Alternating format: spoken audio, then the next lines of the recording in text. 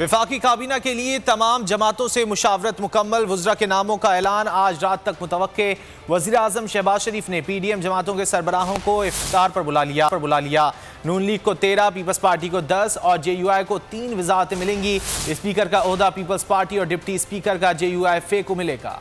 कौन बनेगा वजीर, कौन रहेगा नाकाम?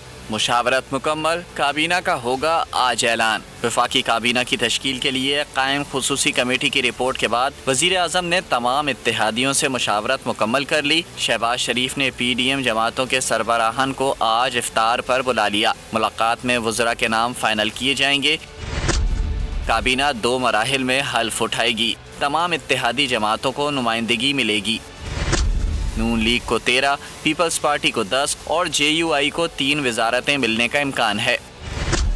MQM और BAP को 2-2 जबकि ANP को 1 वजारत मिलेगी। बलूचिस्तान से शाहजैन बुगटी और मोहसिन दावड़ की भी काबीना में शमूलियत मुतवक्के है। स्पीकर का ओहदा पीपल्स पार्टी और डिप्टी स्पीकर का ओहदा JUI को मिलेगा। सब्सक्राइब करें और बेल दबाएं ताकि कोई खबर रह न जाए।